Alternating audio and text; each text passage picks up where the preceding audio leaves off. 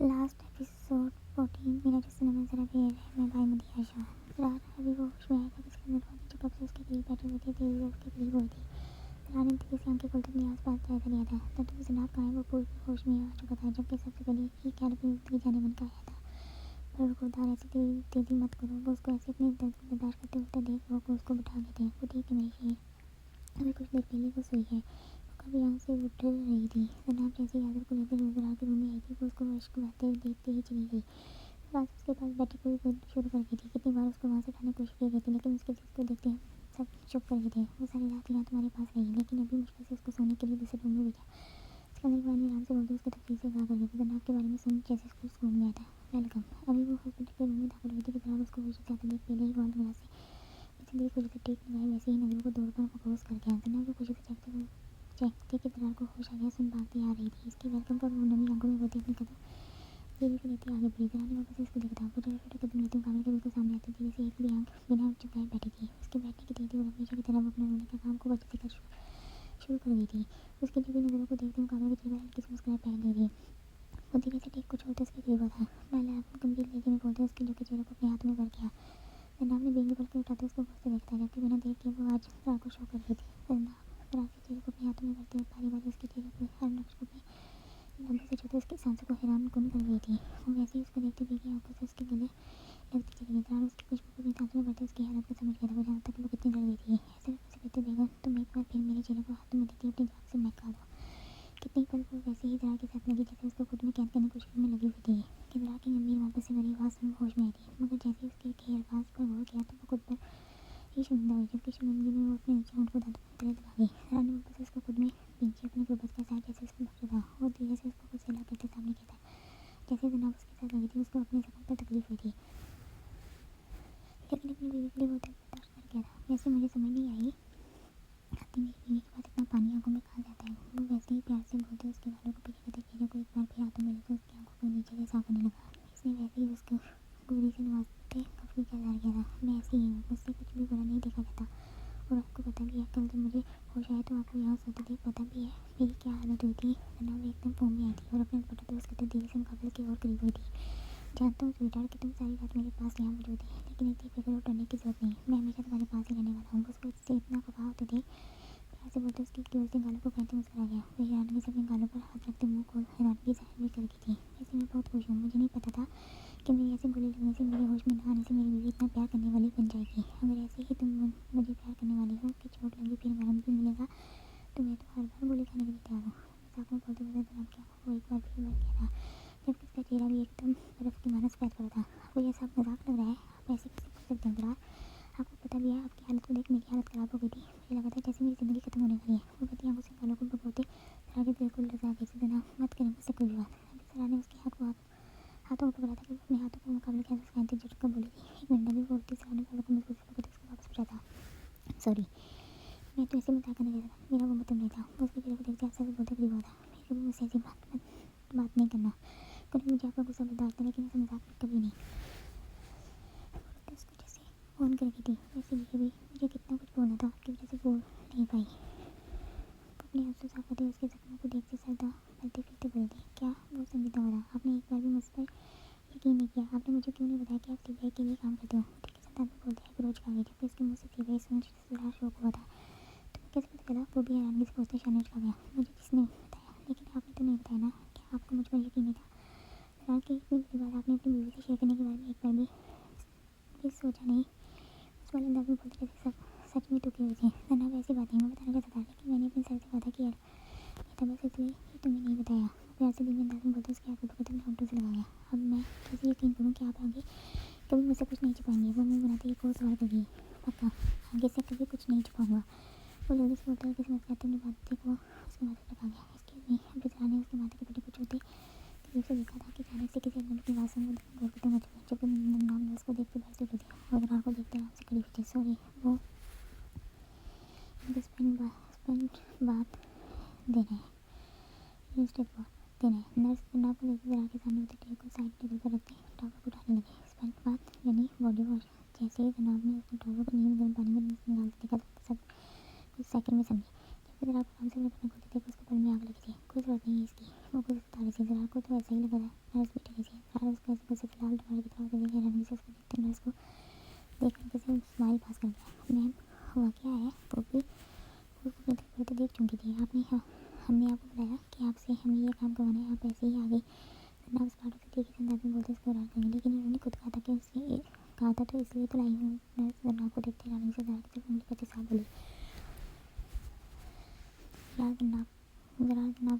परेशानी में आ गया। मतलब ज़्यादा कि हाँ उसने नहीं कहा था शुक्रिया, लेकिन आपको कोई भी इनका काम करने की ज़रूरत नहीं, आप मुझे दे दें, मैं खुद कर लूँगी, आप जा सकते हैं। जनाब उसके हाथ से टॉवल तो उसके जाने की इजाज़त देगी नहीं। मतलब बेगम की चेहरे से जनाब की डालों से जरा दिल में मुस्कुराता। मैं लाभ ये काम उनका है, तुम्हारा नहीं। तुम यहाँ बैठो, 2 मिनट लगेंगे। वो मेरी बॉडी को टॉवल से साफ करते चली जाएंगी। सराहने हल्के फुल्के अंदाज में बोलता। जनाब का शौक से मुँह खोला था।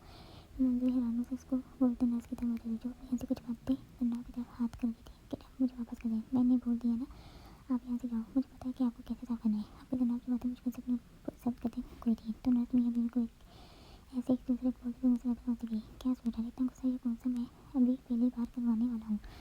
जनाब की हालत देख खूब इंजॉय कर रहा था। अच्छा तो आपको वैसे किसी भी लड़की के साथ रहना अच्छा लगता है, अब आप मुझसे कोई बात नहीं करना। वो कुछ बोलते डोर की तरफ गई। अरे सॉरी जना, मैं मजाक कर रहा था। इससे पहले वो डोर को खोल दी। जनाब की आवाज़ सुनकर तो वापस तेजी से कदम से उसके सामने आई थी। जनाब ने कोशिश कर रहा था वो चेहरे पर जहाँ बाकी सबके से उसको बहुत प्यारी लगी थी। वैसे मुझे नहीं पता था कि मेरी बीवी को इतनी जल्दी भी किसी से हो सकती है। जनाब वापस से पास उसके शानों पर गले में अपने बालों का सहारा बांधे उसके करीब तक कर गया। जनाब ने आंखों को मंजूर छोटा करते उसको बोला, आपको वाहन बर्दाश्त नहीं होता, जो मेरा कज़न है, जो मेरे साथ बचपन से रहा है, तो मुझे कैसे कोई और आपके साथ बर्दाश्त हो सकता है। वो जवाब जैसे साथी सवाल पेश कर रही थी। उसके सवाल को सुनकर किसी मुस्कुराती जैसे उसकी बोली बात को अच्छे से समझ गया था। उसके करीब होने का फायदा उठाते अपनी मोहब्बत की निशानी उसके लगों पर छू गया था। जिंदगी पूरी तरह चलते वक्त के साथ बदल गई थी। वो दोनों एक साथ मुस्कुराते जैसे अपने बुरे वक्त के पीछे छोड़ गए थे। सैर सफारी इस दुनिया को जो जा चुका था, उस फैंस पारी को अपने गुनाहों की सजा पूरी करने के लिए जेल में जाना पड़ा था। फरहान ने उसको पाकिस्तान में ही सजा दिलवा दी थी और सैफ पारी की बीवी और बेटा अपनी ज़िंदगी में आगे बढ़ने के लिए पाकिस्तान को छोड़ इस्तांबुल का रुख कर गए थे। सैफ फरहान सफारी अपनी आदत से मजबूर इतनी जल्दी से सुधरने वाला तो नहीं था। वो जेल में तो कैद हो गया था, लेकिन अभी बस उसको अपनी रिहाई का इंतजार था कि कब 15 साल गुजरेंगे और कब वो जरा से अपना बदला लेगा। 2 साल इस्तांबुल। अरे क्या हो क्या मेरी बेबी को ऐसे रोक क्यों रहा है।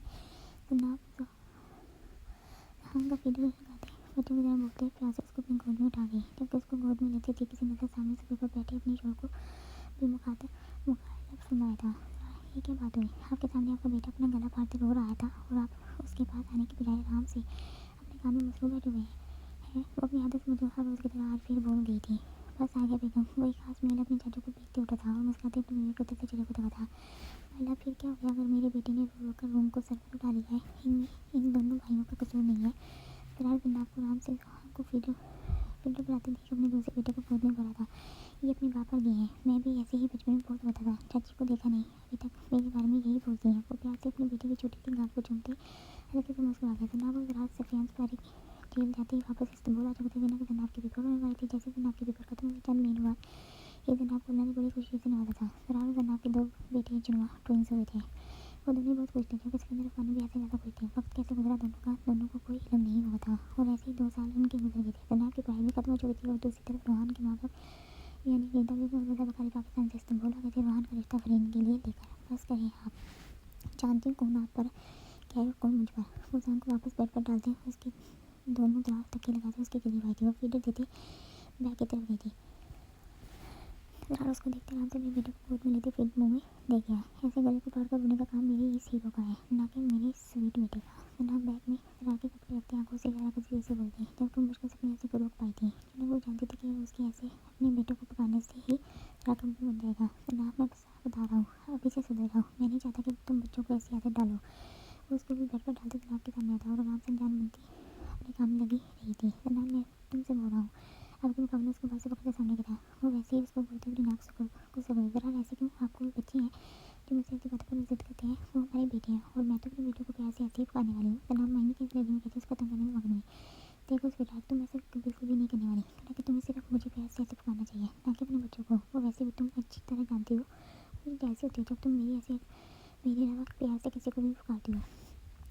उन 2 सालों में कई बार जनाब को बोल चुका था, लेकिन जब भी जरा को तंग करना होता जनाब ऐसे ही उसको तंग करती। हाँ क्या मिस्टर हैप्पी, ऐसे भी कोई कहता है मैं कौन सा किसी और को पकाती हूँ, वो हमारे ही बीबी है। जनाब जिंदगी से भरपूर क्या कर लगाते प्यार से बोलते बैठ के आंखों से इशारा कर लिए। जैसे भी हो, लेकिन तुम आगे से ऐसे बच्चों को पकाने वाली नहीं।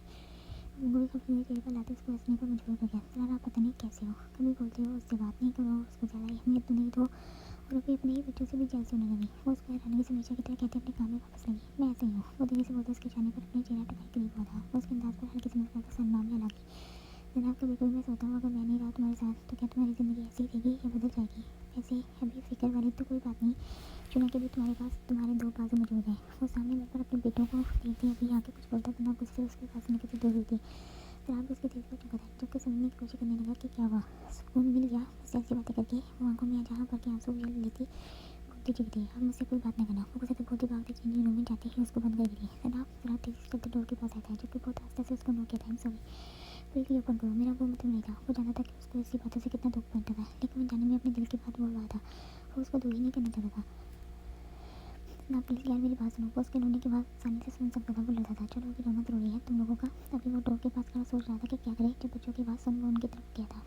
जल्दी से उनको चुप कराने के लिए फिर मुंह में दे गया था। वो अपने बाप को देखकर मुस्कुराई थी। जनाब उनको देखते जल्दी से वापस गया। जनाब अब सॉरी माला, मेरा वो मतलब नहीं था। जनाब बच्चों को फिर धीरे डोर की दूसरी कील लेके अंदर आया था और आराम से उसके पास बैठकर उसको अपने सर में पीछा था। जनाब मैं तो ऐसे ही सर कर था। वो उसके बालों को जरा सा धीरे से बोला, अच्छा अगर ऐसे ही मैं आपको कुछ बोलूँ तो सुनेंगे? उसको गुस्से लाते थे मुझे गुस्से से बोले, जनाब कितनी बार बोला है मुझे ऐसी बात नहीं करनी। हम में से कोई भी नहीं जानता कि किसने पहले जन्म और किसने बाद में, लेकिन जो पल मैं यहाँ आपके साथ हूँ वो भरपूर अच्छे तरीके से जीना चाहता हूँ, लेकिन आप भी मुझे छोड़ने की बात करते हो परेशान में डाल देते हैं। वो सोचो मुझे बहुत आस्ते से आवाज़ में बोली थी। सराहना हल्के से मुस्कुराते उसको गौर से देखा था, जबकि उसको वैसे ही पकड़ते एक बार फिर से खुद में विचारा, सॉरी फिर कभी ऐसी बात नहीं करूँगा। वो उसको फिर से लगा जैसे खुद से अहद कर गया था। चलो अच्छा हम घर जा रहे हैं, वरना इन दोनों के ऐसे रोने से मुझे तुम्हारे साथ चंद पल गुजारना मुश्किल हो जाता है। जैसे वरना में की बात सुनी सरा को पीछे करते उठते रूम में गई। ऐसे करिए आप उनके साथ खेलें, मैं जो पैकिंग रहती है वो कर लूँ। शादी लोगों की इतनी ही कॉल आ गई है, इन सबको सब्र नहीं है। शादी हफ्ते बाद, लेकिन लगता है सबको आग लगी हुई है। जरा अपने बेटे को गोद में लेते उसको फ्री करते मुस्कुराने लगा। शादी कितनी तैयारी रहती है, ताई जान चाहती है अगले हफ्ते तक उनके पास रहूँ। आखिर को मानो मेरी बहन की शादी होने वाली है और दूसरी तरफ फिर से लोग भी जाने क्या बोल रहे हैं, मुझे अभी कुछ नहीं पता। वो सही सा रात को देखते सब कुछ बोल गई थी। अगले हफ्ते ही शमीर आजर और रोहान की शादी एक साथ रखी गई थी, इसीलिए विला की तैयारी में लगी हुई थी। क्योंकि घर पर शादी थी तो अभी उसको वहाँ जाना था। मेरे ख्याल में अंकल आंटी आपको यहाँ वापस शिफ्ट हो जाना चाहिए। जरा ने जरा और निभा को देखते अपना इजहार पेश किया। नहीं बेटा, पहले यहाँ से मुझे मूव करते बहुत कुछ करना पड़ा था, अब फिर से वही सब कुछ फिर से करना पड़ जाएगा। पाकिस्तान में ही हम सब ठीक है। वहाँ की शादी हो रही है माशाल्लाह से। वो सामने अपने बेटे को स्टेज पर करीम के साथ बैठे देख मुस्कुरा थी। अभी कुछ देर पहले निकाह की तकलीफ से सब आराम हुए थे।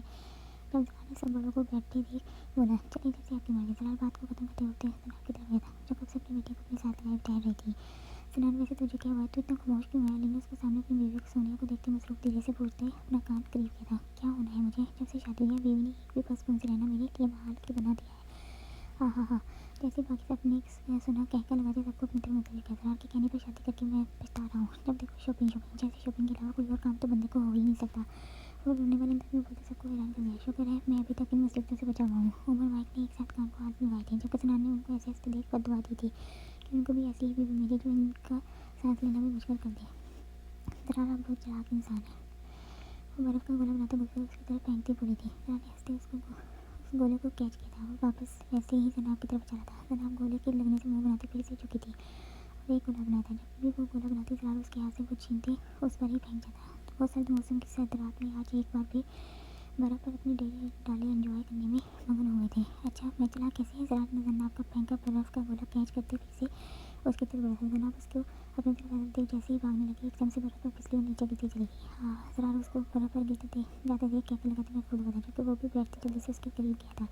मैं आपसे बिल्कुल भी बात नहीं करने वाली, आपकी वजह से मैं गिरी। वो अपनी टोपी को नीचे से उठाते अपने बालों को शानों से पीछे करते मुझसे कफ गई चेहरे फैलाते बोली थी। जरा हंसते उसके रेड मफलर को उठाते उसके गले में डाल दिया। वो आंखों को सुखते उसको बोलने लगी थी, क्या बेगम तुम्हारी फरमाइश पर हम घर से भाई यहाँ आए हैं और तुम अब अगर मुझे मार नहीं पा रही तो मेरा क्या कसूर? वो भी जनाब की तरफ मुँह बनाते बोला था। वैसे जरा आज वो आंटी और अंकल कितने प्यारे लग रहे थे। जनाब को जैसे सुबह वाली बात याद आई, वो प्यार से भरे दिल में बहुत ही खुश हुई। हाँ अंकल और आंटी बहुत प्यारे थे, लेकिन अंकल ने ठीक बोला था, लड़कियाँ वक्त से पहले बुरी हो सकती होती हैं। एक बार फिर मस्ती में वापस आया था। ये किसने कहा आपसे? मैं तो कोई बूढ़ी होने वाली नहीं, मुझसे पहले आप बूढ़े होंगे। जनाब तेज से बोलती एकदम खड़ी होने के लिए तैयार हुई। इससे पहले वो खड़ी होती जरा उसको हाथ से पकड़ते वापस अपने करीब कर गया, जबकि तभी एक बार फिर हल्की से सनोफर शुरू हुई थी। देख लेना बेगम तुम भी पहले बूढ़ी हो जाओगी, लेकिन फिक्र नहीं करो, तुम्हारा जरा तुमसे ऐसे ही इतनी ही मोहब्बत तब भी करता रहेगा। वो उसके गालों को बारी बारी चूमते प्यार से भरे अंदाज में गया। सच में आप मुझसे इतनी ही मोहब्बत करेंगे? वो उसको अपनी समय आंखों के बाहर हो जाते हल्के से मुस्कुराते बोली, हाँ ऐसे ही इतनी ही मोहब्बत। उसका हाथ पकड़ते मुस्कुराता, चलिए एक काम करते हैं, आप अपनी आंखें बंद करिए और मुझे अपने आसपास महसूस करना। मैं भी तो देखूँ आपको अंधेरे में मेरी आँख महसूस होती भी है कि बस ऐसी बातें करते हैं। वो जल्दी से उठते उसको वैसे ही बैठे छोड़ जरा का मफलर लेते उसकी आंखों पर कर गई। ठीक है आजमा लो। वैसे ही मुस्कुराते प्यार से बोला। जनाब उसको बैठी थी आस्था से अपने कदम लेती जरा से दूर हुई। जनाब ये क्या तुम चली गई हो? चलेगी तो ही मुझे पता चलेगा। अगर तुम ऐसी खड़ी रही तो मुझे आहट कैसे सुनेगी? वो बैठे से उठते चलना शुरू हो जाता। भाभी मत करें ना, वो हम लोगों को नहीं छोड़ेंगे। जनाब जरार को वहाँ ऐसे छोड़ भागती दूसरी तरफ आएगी जहाँ पर शमीर फरूसी आदर शांति एक साथ अपनी मस्ती में लगे हुए थे। जनाब ने उनको बोला था कि वो ऐसे उसके साथ चले और जरार को बर्फ़ के गोले मारने में मदद करे। वो अपनी भाभी की बात सुनने हाथ तो किए थे लेकिन अपने भाई को सामने देखकर वो एक साथ डरी थी। शानदार फूल आस्था से चलती बर्फ़ को अपने हाथों में लेती गोला बनाने लगी थी जबकि जनाब भी उनको बोलते बर्फ़ को उठा चुकी थी। आदर शमीर एक दूसरे को देखते अभी सिर्फ अपनी भाभी की बात सुनने वाले थे। जनाब मैं आगे हो रहा हूँ उस बात से बोलते अपना मफलर आंखों से हटा गया। अभी जरा ने मफलर हटाया ताकि सबने एक साथ बर्फ़ जरा की तरफ फेंकी थी। वो उन सबको देखते साफ था। आप बताएं। जनाब ही बर्फ़ फेंकती मुस्कुराई थी। अब देखो मैं तुम सबके साथ क्या करता हूँ। उनके आगे लगता पहले भागा और जैसे ही उनसे थोड़ा सा दूर हुआ बर्फ़ उठाते सबको निशाना मारने लगा था। उनको जैसे शांति आते सबने जरा को देखा वो सब बर्फ़ को फेंकते भागे थे। अरे कहाँ भाग रही हो? जनाब अपनी बर्फ़ का हाथ में पकड़े उनको पकाती रह गई और जरा उसके करीब तक गोली से नवाज लगा था। वाह बेगम मुझसे बदला लेने के लिए उन सबको यहाँ बुलाया। वो तो क्या बोलते उसको अपने साल में कैद कर दिया। उसकी ऊंची आवाज़ सुन रही थी। जनाब जरा जल्दी वापस आओ। अभी वो कुछ और बोलता। आबश रूम की बालकनी से आवाज़ सुन वो उनको देखने लगी। बच्चे उठ गए हैं। वो बोलती जल्दी से गई तो जनाब ने मौका देखते भागते जरा को जुबान दिखाई थी। अभी बताता हूँ। उसको वैसे भागते देख पीछे ही लगा था। तुम सब भी साथी थे? जैसे ही जरा ने उन सबको आराम से घर के पास आते देखा जो गोला जनाब के लिए बनाया था उन सबको नवाज गया। खत्म शुदा।